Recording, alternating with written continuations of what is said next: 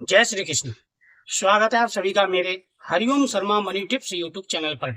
आज मैं आपको पापा कोसा एकादशी से संबंधित जानकारी दूंगा। पापा कोसा एकादशी की कथा, नियम, व्रत कैसे करें, पारण विधि क्या है, भगवान विष्णु की पूजा कैसे करनी है, ये संपूर्ण जानकारी आपको इस वीडियो के माध्यम से प्राप्त होगी। जो भी चैनल पर पहली बार आए चैनल को सब्सक्राइब करें, बगल में बेल आइकन बटन को दबाएं हर वीडियो को नोटिफिकेशन पाने के लिए। भगवान श्री कृष्ण धर्मराज युधिष्ठिर से कहते हैं कि हे राजन, प्रत्येक व्यक्ति को एकादशी का व्रत अवश्य करना चाहिए। एकादशी का विशेष महत्व है और एकादशी का व्रत करने से सभी पापों का नाश हो जाता है, घर में सुख समृद्धि आती है, जीवन में आ रहे सारे दुख परेशानियां दूर हो जाती हैं। धर्मराज युधिष्ठिर कहते हैं कि प्रभु, अश्विनी मास के शुक्ल पक्ष की एकादशी का क्या नाम है, विधि क्या है, ये कृपा करके मुझे बताइए। भगवान कृष्ण कहते हैं कि हे धर्मराज युधिष्ठिर, अश्विनी शुक्ल एकादशी का नाम पापा कुशा एकादशी है। इस एकादशी का व्रत करने से सभी पापों का नाश हो जाता है। यह समस्त पापों का नाश करने वाली है। इस दिन मनुष्य को विधि पूर्वक भगवान पद्मनाभ की पूजा करनी चाहिए। भगवान विष्णु के रूप पद्मनाभ की पूजा करनी चाहिए। यह एकादशी मनुष्य को मनवांछित फल देकर स्वर्ग को प्राप्त कराने वाली है। मनुष्य को बहुत दिनों तक तपस्या करने से जो फल प्राप्त होता है, वही फल इससे प्राप्त हो जाता है। इस एकादशी का व्रत करने से जाने अनजाने में किए गए सारे पापों का नाश हो जाता है। धर्मराज युधिष्ठिर कहते हैं कि प्रभु, एकादशी की पूजा कैसे करनी चाहिए, क्या विधि है। भगवान श्री कृष्ण कहते हैं कि प्रकृति को सूर्योदय से पूर्व बिस्तर त्याग देना चाहिए। स्नान करते समय गंगा जल में डालकर के स्नान करें। उसके बाद में सूर्य देव को अर्घ्य देना चाहिए।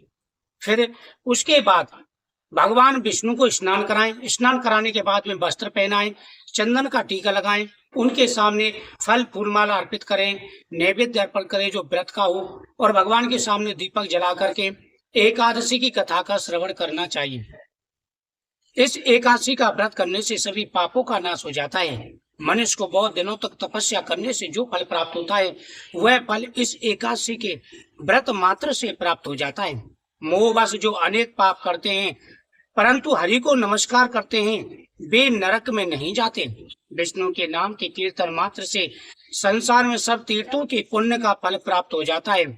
जो व्यक्ति मोहवश पाप करते हैं, दिन रात पाप करते हैं, लेकिन भगवान का नाम स्मरण करते हैं, तो उनके किए गए पापों का नाश हो जाता है और भगवान प्रसन्न होकर के उनकी मनोवांछित प्राप्ति करा, यानी उनकी प्रत्येक इच्छा पूरी होती है। जो व्यक्ति विष्णु के नाम के कीर्तन मात्र से संसार में सब तीर्थों के पुण्य का फल प्राप्त हो जाता है। जो मनुष्य सारंग धनुष को धारण करने वाले भगवान विष्णु की शरण में जाते हैं, उनको कभी भी यम यातना नहीं भोगनी पड़ती। जो व्यक्ति भगवान विष्णु की पूजा करते हैं, शंख चक्र गदा सारंग धनुष को धारण करने वाले भगवान विष्णु की पूजा करते हैं, उनको कभी भी यम के दर्शन नहीं होते, यम यातना नहीं भोगनी पड़ती, उनको कभी भी यम के दर्शन नहीं होते और वह यमराज के दंड से छूट जाते हैं। जो मनुष्य वैष्णव होकर शिव की और शैव होकर के वैष्णवों की निंदा करते हैं, ये व्यक्ति के अंदर सबसे बड़ा दोष होता है। चाहे वो कितनी भी पूजा पाठ कर ले, दान पुण्य कर ले, अगर शिव और भगवान विष्णु में जो भेद समझते हैं, उनके किए गए सारे पुण्य व्यर्थ हो जाते हैं, नष्ट हो जाते हैं और हजारों वर्ष तक, लाखों वर्ष तक वो व्यक्ति नरक भोगता है। इसलिए भगवान शिव और भगवान विष्णु में कभी भी द्वेष या भेदभाव नहीं करना चाहिए। वे अवश्य नरकगामी होते हैं। सहस्त्रों बाजकर अश्वमेध यज्ञों से जो फल प्राप्त होता है, वह एकादशी के व्रत के 16वें भाग के बराबर भी नहीं है। एकादशी के व्रत के 16वें भाग के बराबर नहीं है। संसार में एकादशी के व्रत के समान कोई व्रत नहीं है। इसके बराबर पवित्र तीनों लोकों में कुछ भी नहीं है। एकादशी का व्रत मनुष्य को पवित्र करने वाला है। जब तक व्यक्ति के शरीर में पाप वास करते हैं, जब तक वह एकादशी का व्रत नहीं करता, और जैसे वो एकादशी का व्रत शुरू कर देता है, व्यक्ति के शरीर के सारे पाप दूर हो जाते हैं।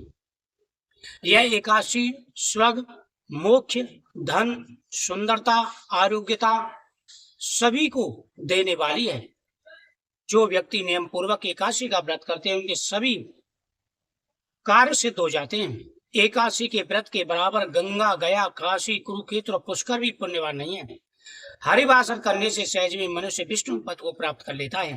हे राजेंद्र, इस व्रत के करने वाले के, अब ध्यान देना है, इस व्रत के करने वाले की 10 पीढ़ी मात्र पक्ष की, यानी जो ये व्रत करता है, एकादशी का व्रत रखते हैं, उनके 10 पीढ़ी मात्र पक्ष की, 10 पीढ़ी पितृपक्ष की, 10 पीढ़ी स्त्री पक्ष की और 10 पीढ़ी मित्र पक्ष की पीढ़ियों का उद्धार हो जाता है। वह दिव्य देह धारण कर चतुर्भुज रूप को वो पीताम्बर पहने भगवान विष्णु के लोक को सहज ही प्राप्त कर लेता है। हे नपुत्तम, बाल्यावस्था, युवावस्था और वृद्ध अवस्था तीनों में अनजाने में किए गए सारे पाप इस व्रत के करने से नष्ट हो जाते हैं। अश्विनी मास की शुक्ल पक्ष की एकादशी का जो व्रत है वह पापा कुशा एकादशी का व्रत है, करने से अंत में हरिलोक की प्राप्ति होती है तथा समस्त पापों से मुक्ति मिल जाती है।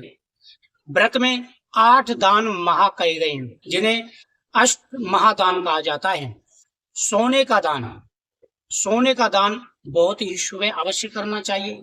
सोने का दान ना कर सके तो तिल का दान, तिल का दान ना कर तिल, भूमि, गौ, अन्न, जल, छत्री, जूता, इन दानों को करने से कभी भी मनुष्य नरक में नहीं जाता। ये अष्ट महादान है, इनमें से 4 दान तो अवश्य करने चाहिए। कौन से दान? तिल का दान, जो बहुत ही आसानी से कर सकता है प्रत्येक व्यक्ति। जूता दान, अन्न का दान और जल का दान, ये 4 दान जरूर करने चाहिए। जो मनुष्य किसी प्रकार के पुण्य कर्म किए बिना जीवन के दिन व्यतीत कर देता है, बड़े पुण्य से इंसान को 84 जन्म भोगने के बाद में मनुष्य देह धारण ये मिलती है, और इसमें भी इंसान पाप कर देता है। बिना भगवान की भक्ति के, बिना व्रत दान पुण्य के यह जीवन गंवा देता है। इन जीवन के इस आयु के वर्षों को क्षीण कर देता है, अपनी आयु पूर्ण कर लेता है, वह 184 योनि में जाता है। निर्धन मनुष्य को भी अपनी शक्ति के अनुसार दान करना चाहिए तथा धन वालों को सरोवर, बाग, मकान आदि बनाकर दान करना चाहिए। ऐसे मनुष्यों को यम का द्वार देखना पड़ता है, जो दान पुण्य नहीं करते और धनवान होते हुए भी वह किसी का सहयोग नहीं करते, एकादशी का व्रत नहीं करते, दान पुण्य नहीं करते। हे राजन, सीधा सीधा है, अच्छे कर्म करने से सदगति और बुरे कर्म करने से दुर्गति की प्राप्ति होती है। हे राजन, जो आपने मुझसे पूछा था वह मैंने तुमसे कह दिया है। एकादशी का व्रत बड़ा व्रत माना जाता है। चावल का प्रयोग नहीं करना चाहिए, झूठ नहीं बोलना चाहिए, किसी का अपमान नहीं करना चाहिए और नियम पूर्वक एकादशी का व्रत करें, आपकी प्रत्येक मनोकामना पूरी होगी। नमस्कार।